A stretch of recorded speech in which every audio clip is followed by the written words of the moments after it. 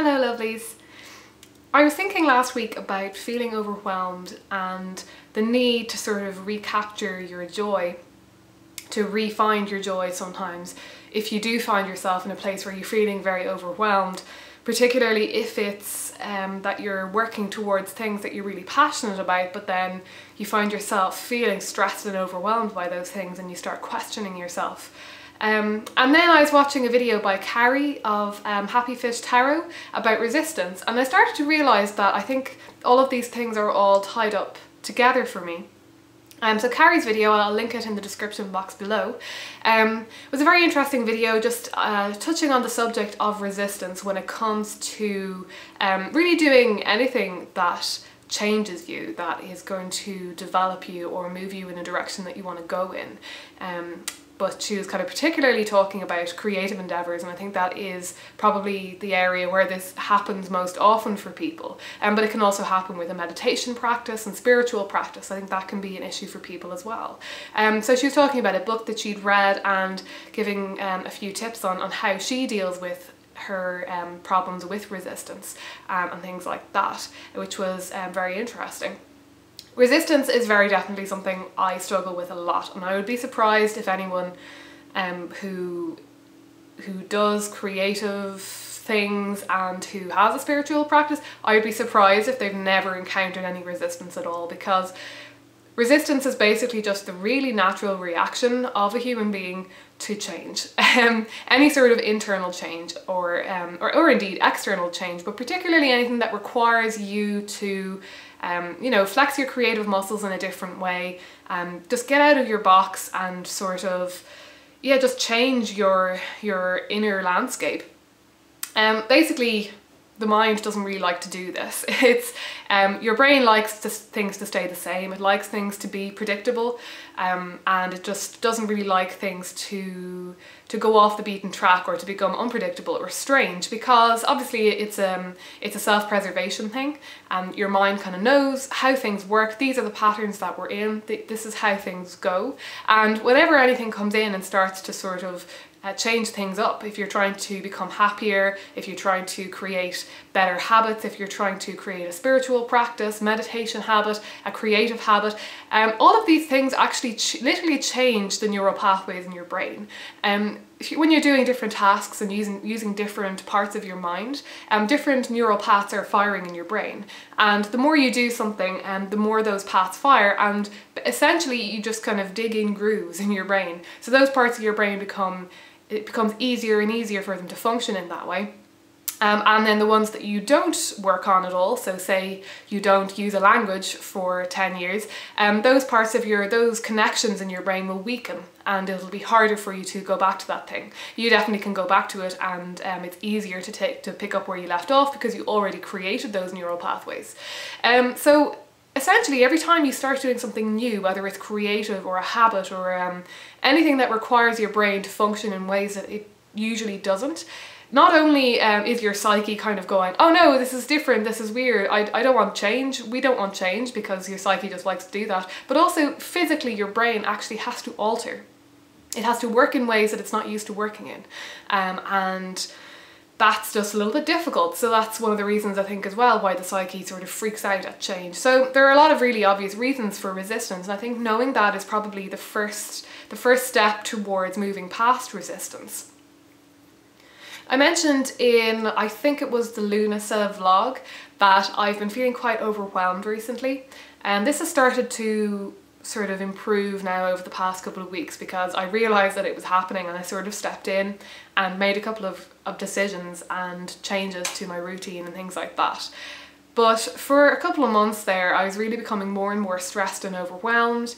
Working on Heart Story was gradually becoming less and less joyous, and was becoming more and more of sort of a strain or a stress. There were obviously still moments when I was like, yes, I'm really enjoying this, but I was starting to sort of feel like, why am I even doing this if I'm not feeling really joyful about it? Because the whole point of going down that kind of route of trying to figure out an alternative kind of career path for yourself, it's all about being more joyful. It's all about doing something that you find more enjoyable than whatever job it is that you've been in before.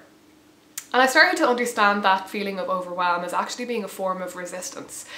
I think I sort of tend to set up stressful situations for myself. I tend to overwhelm myself with loads and loads of different things that I feel like I need to do. And it's almost so that I will get to the point where I have to just stop.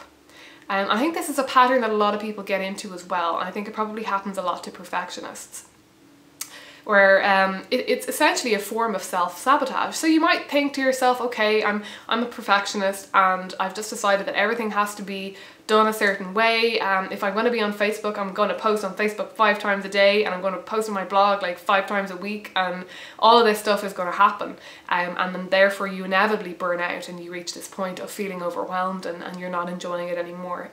So that might seem like just a natural reaction to just being the kind of person who works a bit too hard. But I think maybe you need to have a look at why you're working yourself so hard in the first place, and where you're placing your priorities and things like that. And really ask yourself, why are you focusing on those things so much? Why are you honing in on all these different sort of avenues of you know, say like marketing or whatever it is that you're overwhelming yourself with? You know yourself that you can't do everything. So why have you set yourself up into a position in the first place where you can't get everything done that needs to be done, where it is just stressful and overwhelming for you? And I would think that there is very definitely a sort of, it's like anti-procrastination. And in a way, sometimes it turns into actual procrastination. You're making yourself so busy and so stressed. Like I said, you will actually get to a point where you want to give up. You're giving yourself an excuse to give up on something. You're giving yourself an excuse to say, right, well, this isn't working out. I'm really stressed out by this. It's not making me happy, so I'm just going to drop it. It's too hard. But I think also you're actually filling up your time sometimes with the things that you're not actually really wanting to do. Because when we embark on something like we start a business, we start writing a novel, we cut our time at work so that we can work on something that we want to do, we change jobs, whatever it is that we're doing in an effort to work on our passions, to change our lives, to have a career that we're really actually passionate about and care about and brings us joy. Actually embarking on that is really quite scary. And this is where the perfectionist in us starts to freak out a little bit, and this is where the resistance starts to kick in.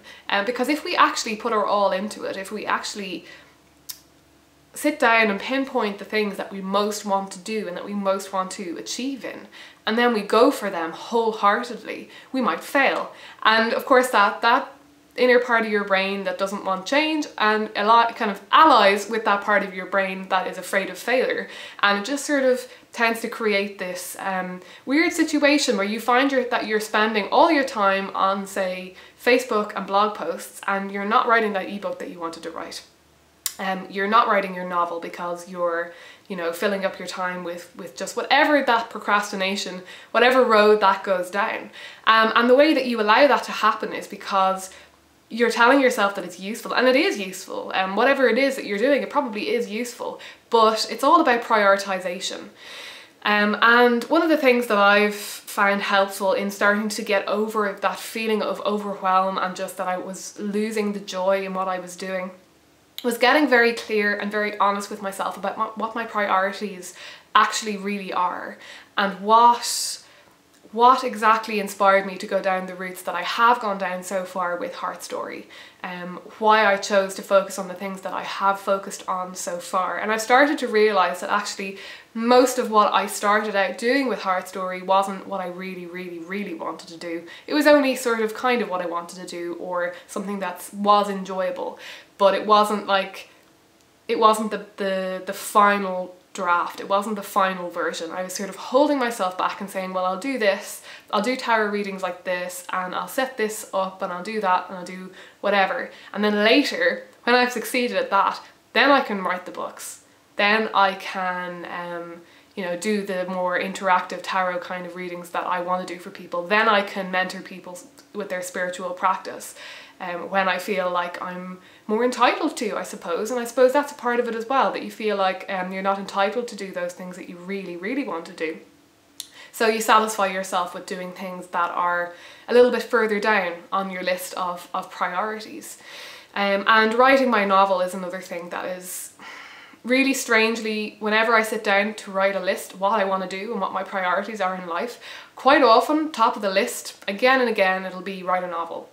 And the weird thing is that when I think about it consciously, I can't bring myself to focus all my energy on writing a novel because it doesn't seem important enough. So that's the struggle that I'm having at the moment with figuring out, you know, do I really want to write a novel? Do I just think I want to write a novel? And what kind of weird avoidance is going on there that is stopping me from making that a priority? Is it because I don't think I can make money on it or whatever?